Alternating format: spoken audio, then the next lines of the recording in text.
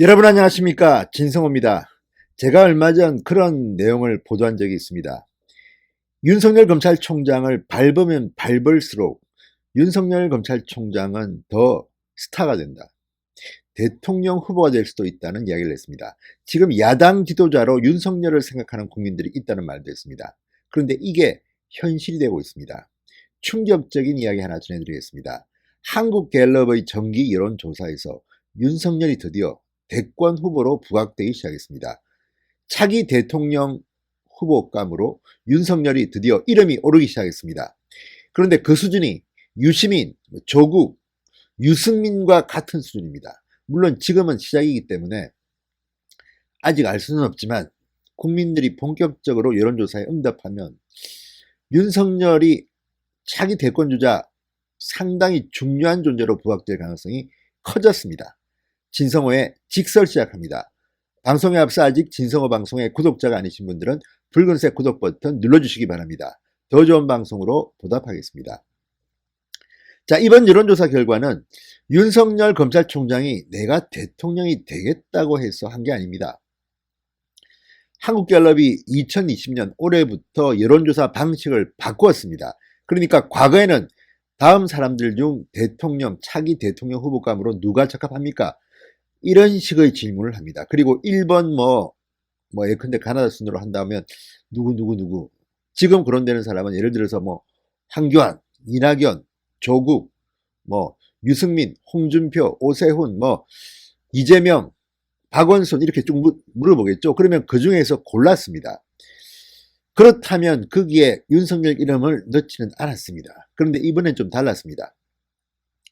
후보 이름을 불러주지 않습니다. 그냥 주관적으로 누가 대통령 후보로 적합하다고 생각하십니까? 물어보고 응답자가 그냥 대답하는 겁니다. 이 1, 2, 3, 4 이런 이름이 없습니다. 그러다 보니까 윤석열이 등장한 것으로 보입니다. 국민들 머릿속에는 윤석열도 대통령이 될 수 있다고 생각해서 이렇게 답변한 것으로 보입니다. 그런데 그 정도가 상당히 상위권입니다. 등장하자마자 지금 6위 정도를 하고 있습니다.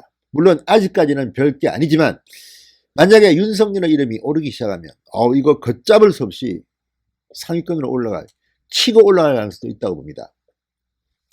자, 지금 윤석열 검찰총장은 6등입니다.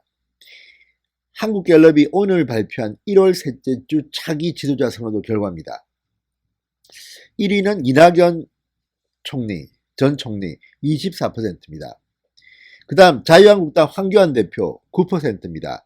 안철수 전 바른미래당 대표 4%입니다. 이재명 경기도지사 3%, 박원순 서울시장, 홍준표 전 대표 2%, 그리고 그 다음으로 윤석열 검찰총장과 유승민 의원, 유시민 이사장이 각각 1%씩 이렇게 나타났습니다. 그러니까 이낙연, 황교안, 안철수, 이재명, 박원순, 홍준표 7등이네요. 이번에 그러니까 7등인 셈입니다.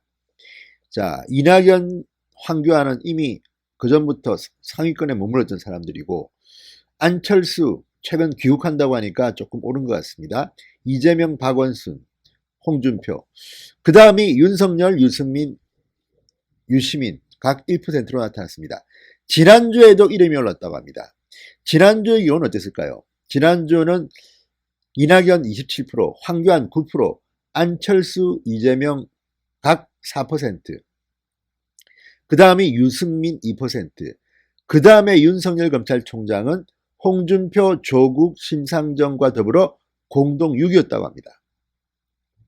자, 이런 것들을 보면 윤석열이란 이름이 점점 더 치고 올라옵니다. 왜 그럴까요? 문재인 대통령과 추미애 장관이 윤석열 총장의 수족들을 다 잘라버리는 검찰 간부 인사를 하는 등 윤석열을 탄압하고 있는 모습이 국민들한테는 좋게 비치지 않기 때문입니다. 더 재밌는 것은 윤석열 총장을 지지한 이념 스펙트럼입니다.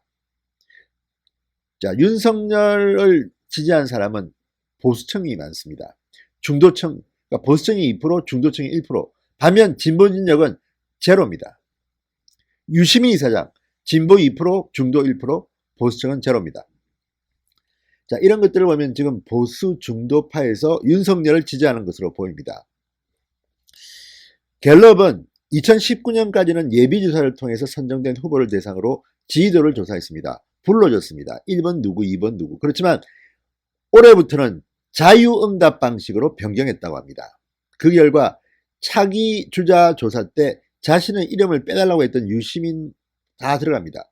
윤석열 총장 본인이 희망하지도 않았지만 들어갔습니다. 조국도 들어갔습니다. 그 결과 이렇게 나온 겁니다. 그런데 이건 지금 시작에 불과합니다.